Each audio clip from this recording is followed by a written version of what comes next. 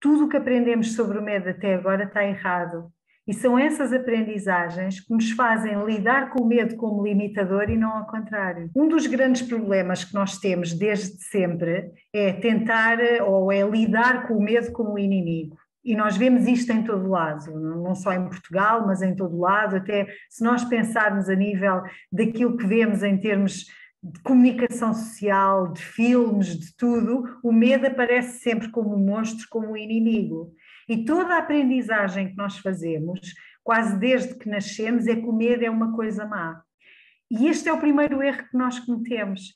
E cometemos este erro não só na forma como educamos, mas depois na forma como acabamos por lidar com ele toda a nossa vida.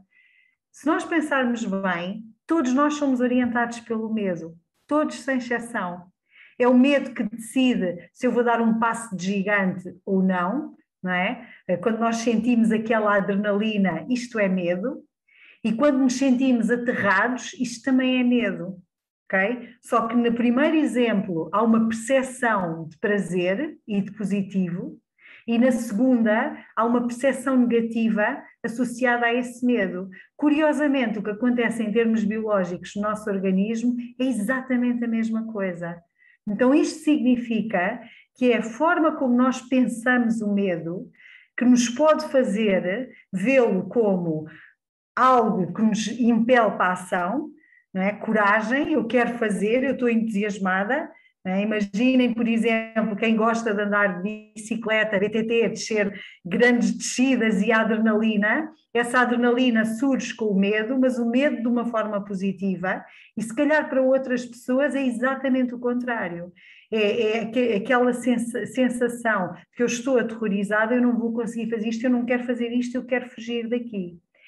Então, o que é que eu estou a tentar dizer com isto? Se nós mudarmos a nossa percepção do medo, a maneira como nós lidamos com a adversidade na nossa vida, a médio e longo prazo vai mudar. E há uma coisa que é um facto, ainda bem que nós temos medo, porque se nós não tivéssemos medo, nós não sobrevivíamos. Ou seja, de todas as nossas emoções, é provavelmente uma das mais protetoras e uma das mais importantes, porque é aquela que nos permite a sobrevivência. E ao longo da história tem sido sempre o medo, quando nós temos alguma percepção de que isto não está bem, estou com receio de alguma coisa, sinto alguma ameaça, todo o meu organismo se vai preparar para lidar com essa ameaça. Ou ataco, ou fujo, ou às vezes congelo, que é a melhor reação porque perco a capacidade de resposta. Não é? Seja como for, o organismo prepara-se para lidar com isso. E é o medo que, no fundo, nos permite sobreviver e nos permite antecipar coisas que nos podem fazer mal. E muitas vezes essa antecipação vem da nossa experiência do passado, de uma aprendizagem do que é um perigo ou do que é que não é um perigo. E o que é que acontece? Muito por aprendizagem também, nós aprendemos ao longo da nossa vida que o medo é uma coisa má e que nós temos que lutar contra os nossos medos. E isto é um dos maiores erros de sempre. Por isso é que eu gosto de dizer que tudo o que aprendemos sobre o medo está errado. Porque, na realidade, se entendermos o medo como protetor, nós devemos entender o medo como um buddy. E eu gosto desta expressão do buddy, que aprendi do mergulho, que eu faço mergulho já há mais de 20 anos, e uma das coisas mais importantes que nós aprendemos quando fazemos mergulho é que temos que ter sempre um buddy, ou seja, nunca devemos fazer sozinhos e devemos fazer sempre com outra pessoa por uma questão de segurança. E o medo é isto, o medo é este buddy que nos vai acompanhar toda a vida. Se eu vir o medo como um buddy, como algo que vai estar comigo sempre e que me vai alertar e que me vai ajudar a lidar com as ameaças e a perceber o que é e o que não é uma ameaça, a minha relação com tudo o que acontece na minha vida vai mudar substancialmente. Oh, Kátia, mas pensando um pouco até aqui nos nossos estudantes, não é? Um dos medos, aliás, não é só dos estudantes, mas um dos grandes medos, quase todos nós, é, por exemplo, falar em público, não é? E os nossos estudantes têm muitas apresentações, ou às vezes é mesmo só participar na aula, às vezes aquela questão de fazer a pergunta. Se estás a dizer que o medo é uma coisa boa, como é que aquelas pessoas que nos estão a ouvir que dizem, mas eu nem sequer consigo pôr o dedo no ar, não consigo interromper o professor, porque eu estou sempre a pensar, a turma vai rir, o professor vai achar ridículo, como é que eles podem fazer diferente, como é que podem usar esse medo a seu favor. Claro, isto passa por isto, é verdade o que tu estás a dizer, e esses medos são reais e são legítimos, e são daqueles mais frequentes. O que interessa é qual é o medo que está na base desses. E aqui o mais importante, quando nós sentimos um medo, é iniciarmos um diálogo, entre aspas, com esse medo. Ou seja, porque é que eu estou a sentir este medo? O que é que este medo me está a querer dizer? E quando eu tenho receio de falar em público, de pôr o braço no ar, o que eu tenho sempre receio é da rejeição, é de não ser suficientemente bom, da vergonha, não é? Da exposição. E se eu disser alguma coisa que não está correta? E se os meus colegas começarem a rir? E se o professor me repreender porque isto que eu estou a dizer não está correto? Eu vou me sentir envergonhado. E a vergonha é dos sentimentos que nós mais receio temos, porque implica uma exposição pública que nos é muito penosa, que provoca imensa dor, na realidade.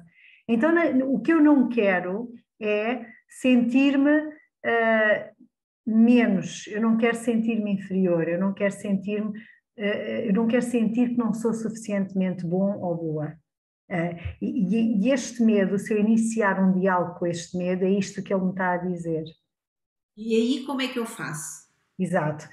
Há aqui uma questão de treino também, ou seja, eu posso treinar e pensar o que é que vou dizer e como é que vou dizer, e se eu não me expuser à situação, eu nunca vou conseguir. Portanto, e esta é que é uma grande verdade, por isso é que não há coragem sem medo, ok? E isto é um fator que é muito importante. Nós às vezes olhamos para alguém e pensamos, ai, aquela pessoa é mesmo corajosa, porque não tem medo. É exatamente ao contrário. Não há coragem sem medo.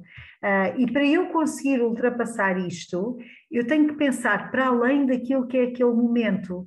Ou seja, para além daquilo que é aquele momento, falar em público ou pôr o braço no ar ou dizer alguma coisa na sala de aula. O que é que vai acontecer se eu conseguir fazer isto? Eu vou estar a lidar com o meu medo. Eu vou estar a mostrar ou a experimentar, dizer ao professor que eu sei esta matéria e isto vai ser bom para mim a médio e longo prazo relativamente ao meu desempenho. Eu vou estar a praticar a coragem e, mais importante ainda, eu vou estar a praticar a tentativa e erro, que é das coisas mais importantes da nossa vida, porque há aqui uma dimensão muito importante e fala-se muito em resiliência. Não se trabalha e não se desenvolve a resiliência se eu não falhar montes de vezes.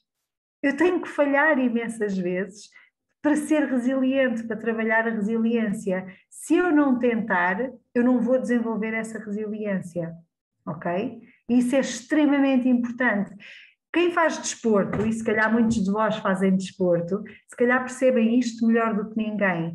É impossível qualquer atleta, seja qual for a modalidade, chegar a um nível de excelência ou de mestria sem falhar milhentas vezes. E onde eu aprendo a ser bom, não é quando eu ganho um prémio, mas é a quantidade de vezes que eu falho para conseguir chegar lá. E a tentativa e erro funciona desta forma. Eu tento, epá, sou uma porcaria, não faço isto nada bem.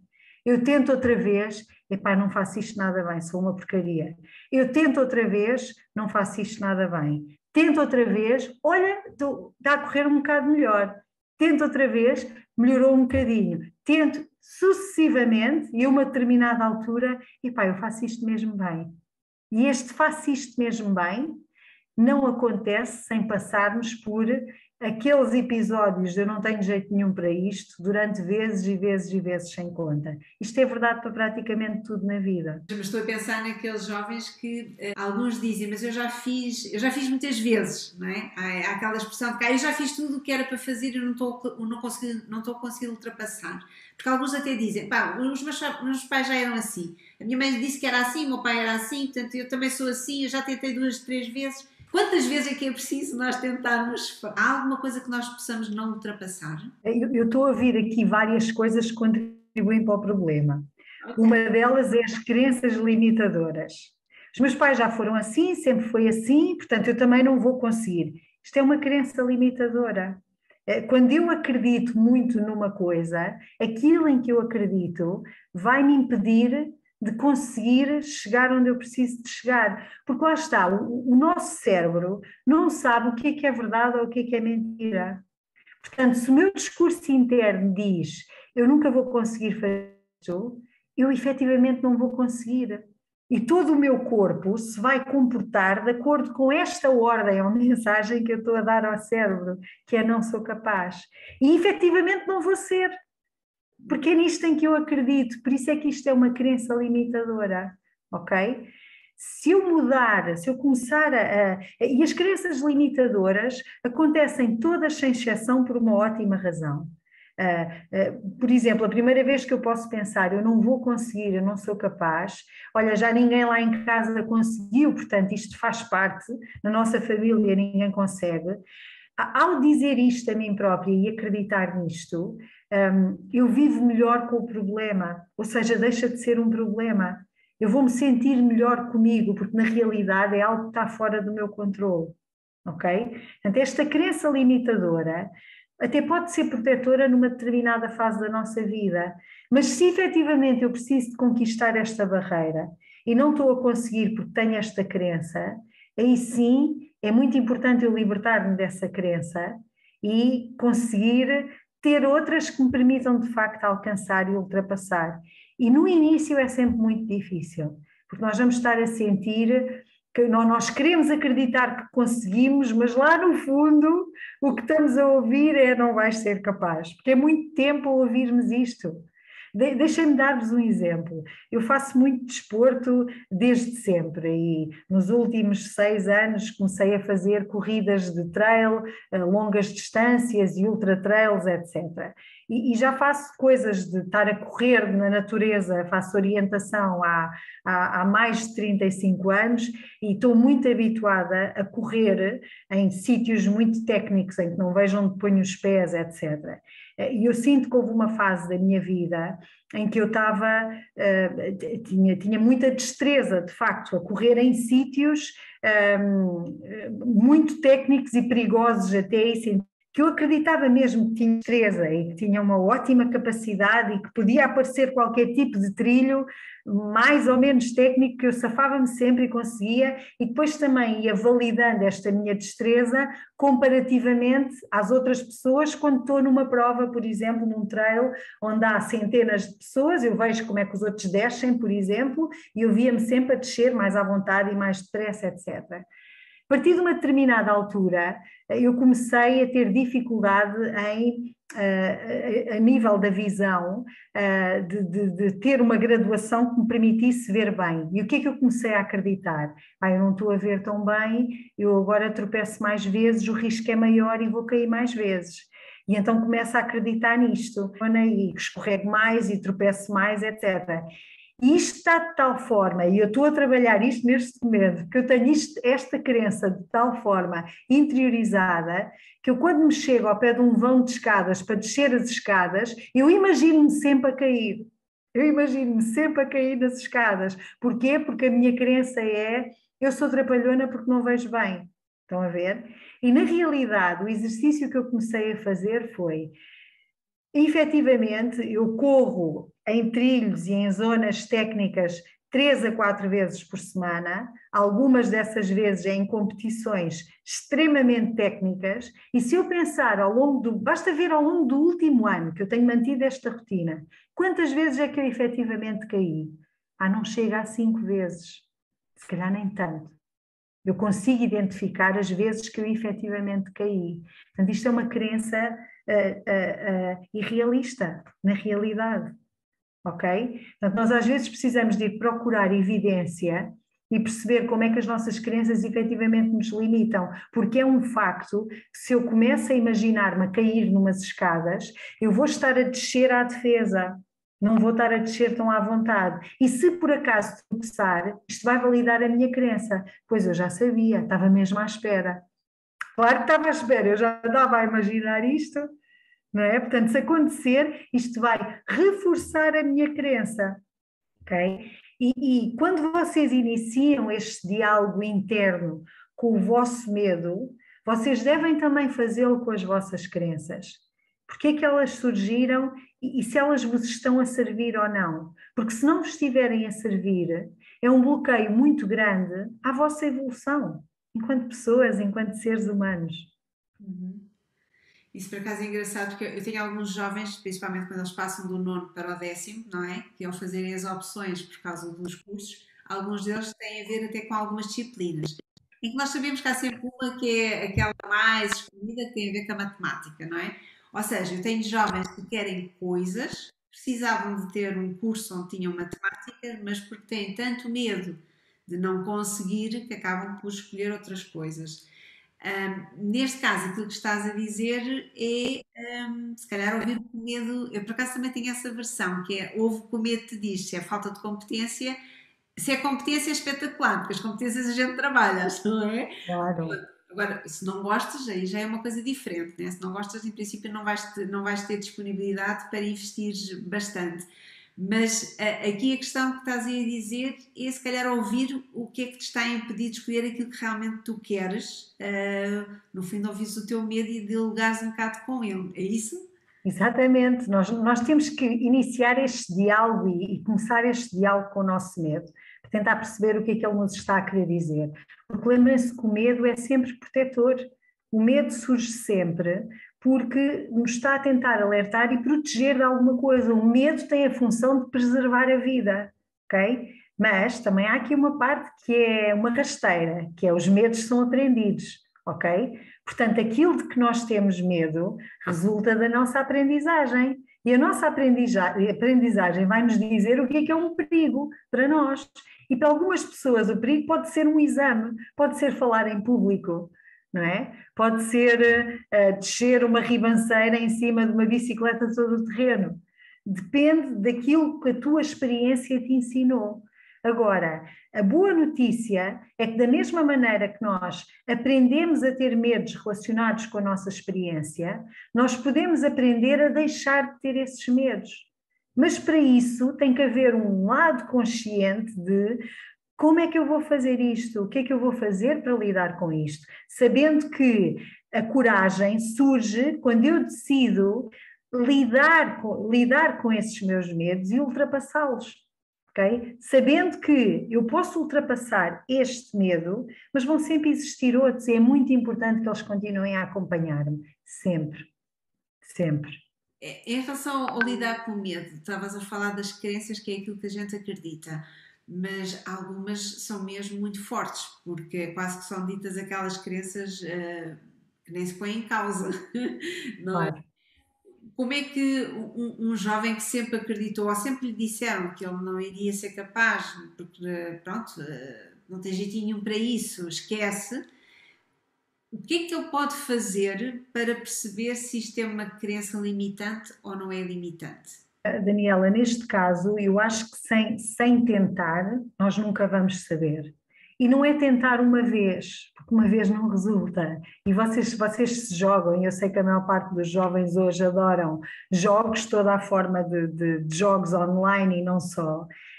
Dificilmente, se tu pegas num jogo que seja um bocado mais desafiador, dificilmente tu consegues à primeira. É muito raro isto acontecer. Até podes conseguir o primeiro nível à primeira, mas isso não vai acontecer com o segundo, nem com o terceiro, nem com o quarto nível se tu quiseres continuar a progredir. E o que é que tu precisas para progredir? Treino. Treino. E quando treinas, para passares de nível, tu vais falhar milhentas vezes. É exatamente o mesmo em qualquer outra competência que tu precises desenvolver. E há aqui uma questão que eu acho que é muito importante. Ninguém nasce talentoso para seja o que for. Ninguém, isso não existe. E é um erro tremendo quando nós dizemos esta pessoa já é assim, já nasceu assim. Isto transmite-nos a ideia de que não precisamos de fazer absolutamente nada. Isto é errado. Nada se consegue na vida sem trabalho. Nada. Sem trabalho, eu estou a dizer trabalho, mas eu até nem gosto de lhe chamar isto, nós às vezes temos ideias pré-concebidas e erradas do que é esta noção de trabalho, não é? Sem esforço, sem dedicação, sem tentar, sem todos os dias estar a fazer alguma coisa para isso. E eu volto ao exemplo do desporto, que é um excelente exemplo, mas que é o mesmo exemplo da escola também. Nós às vezes sentimos isto, pá, lamento dizer-vos, mas há aqui uma injustiça muito grande que tem a ver com a nossa genética, com as nossas experiências, com os nossos contextos. Vocês veem às vezes colegas vossos com uma perna às costas, têm um 18 a matemática. E vocês precisam de estudar horas e horas e horas a fio e ter explicações, etc., para conseguirem um 12 ou um 13. Eu faço parte desse grupo que teve que trabalhar muito para conseguir os mínimos, porque sinto que nunca tive uma aptidão por aí além para a matemática, mas também sei que fiz muitas coisas na vida que me permitiram dar um salto na matemática que foi uma coisa extraordinária. E uma delas foi a prática da orientação, da modalidade desportiva. Porquê? Porque funciona com mapa, com percurso, com distâncias, e eu tenho que navegar num sítio desconhecido com o mapa na mão e tenho que conseguir ir ter de A para B. E o que eu fui sentindo foi que a minha noção das distâncias foi melhorando substancialmente, sendo cada vez mais precisa, e sem me dar conta, eu estava a desenvolver a matemática, porque na minha cabeça eu estava constantemente a fazer cálculos. E quando transpus, no fundo, este conhecimento para a sala de aula, foi inacreditável o que eu senti que evolui, porque também tinha as minhas crenças limitadoras de que a matemática não era para mim.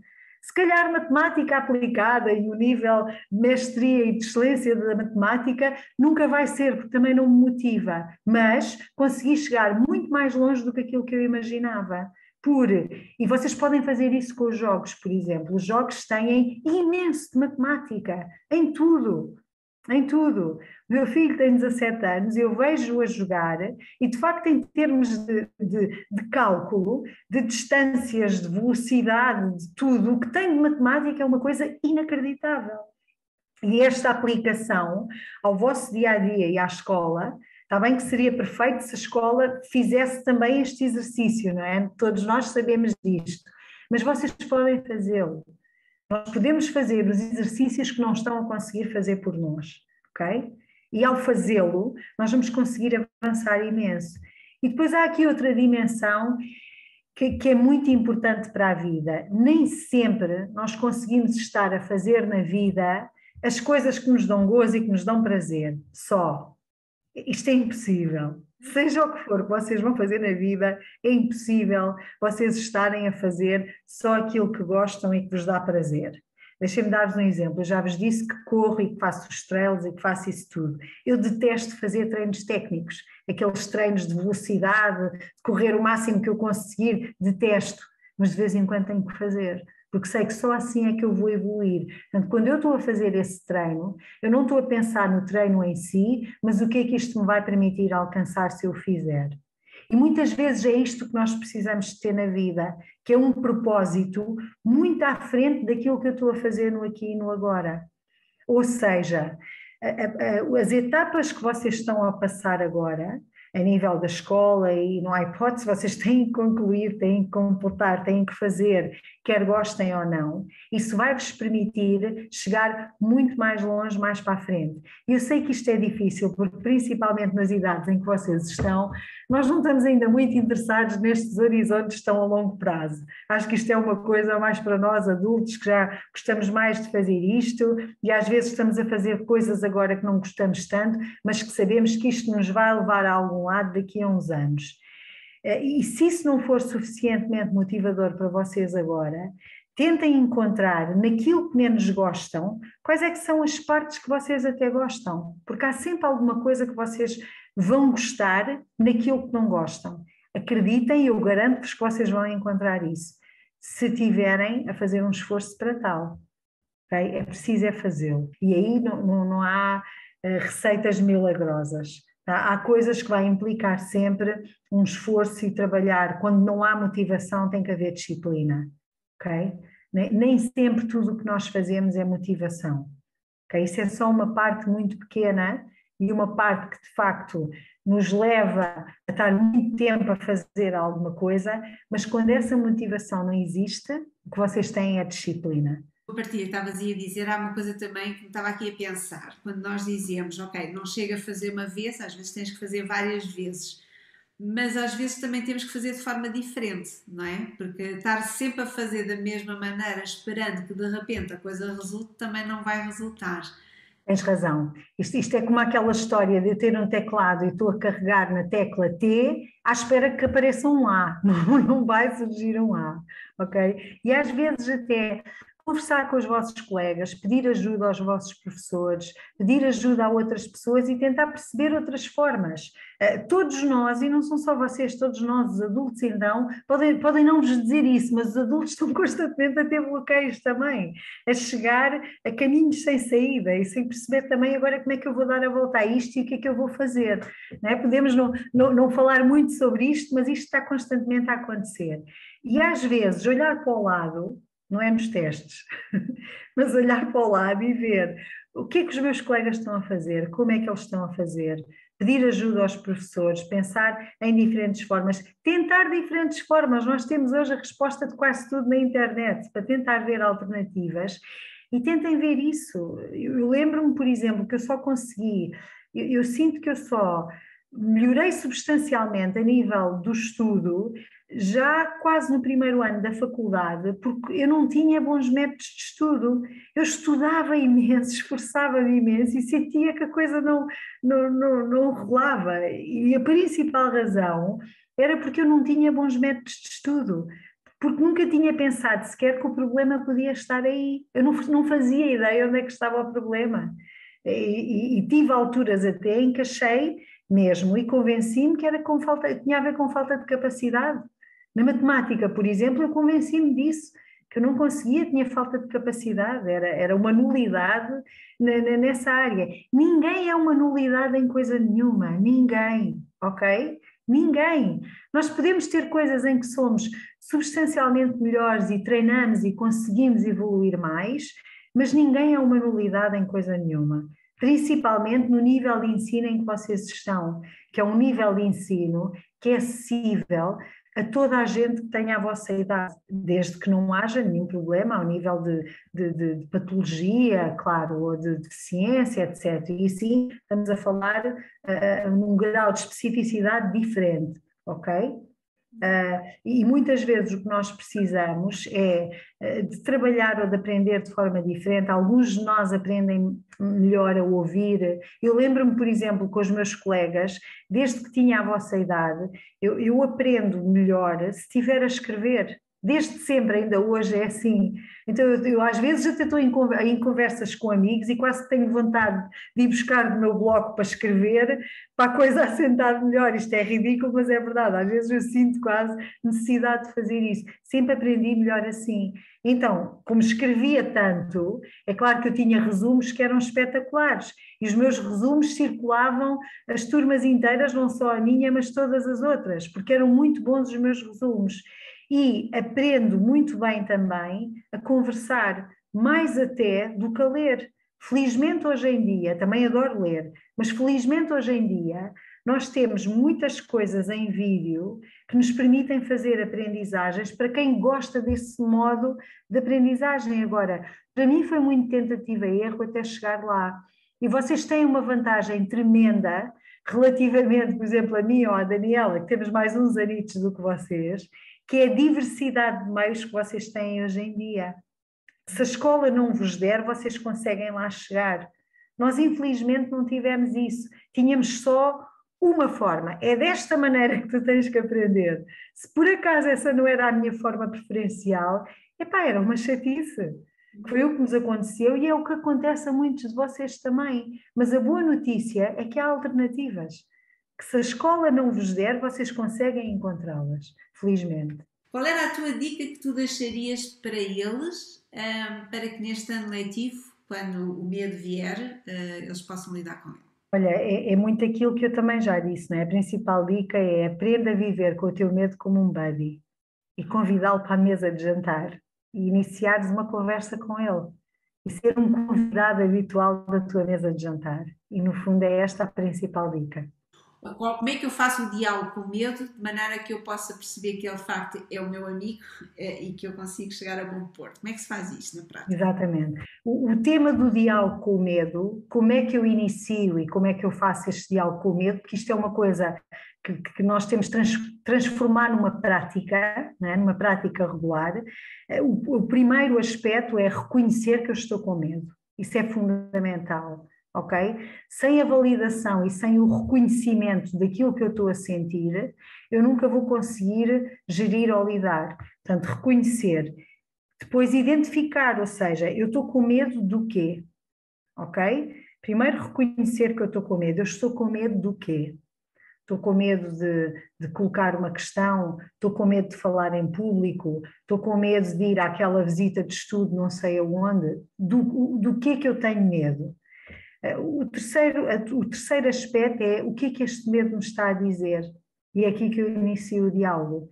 E aqui o que é giro de se fazer é o jogo dos porquês. Okay? Que eu uso isto em muitos contextos e aqui de facto isto tem um efeito muito giro, que é porquê que eu estou com medo, por exemplo, de pôr o braço no ar para falar? Tu vais encontrar uma resposta, porque assim assado. Fazes outro porquê. Porquê? Vais responder a esse porquê. Porquê? E vais fazer tantos porquês quantos tu conseguires até chegares à origem do problema. Ok? E quando tu chegas à origem do problema, é aqui que tu vais ter que atuar. E encontrar uma forma de, ok, será que isto é uma crença limitadora? O que é que eu posso fazer de diferente? Okay? Será que este medo existe porque todos os meus colegas têm medo, então eu comecei a ter medo, porque os medos de contágio são os mais comuns, não é? Toda a gente tem medo, então eu tenho medo também, não é?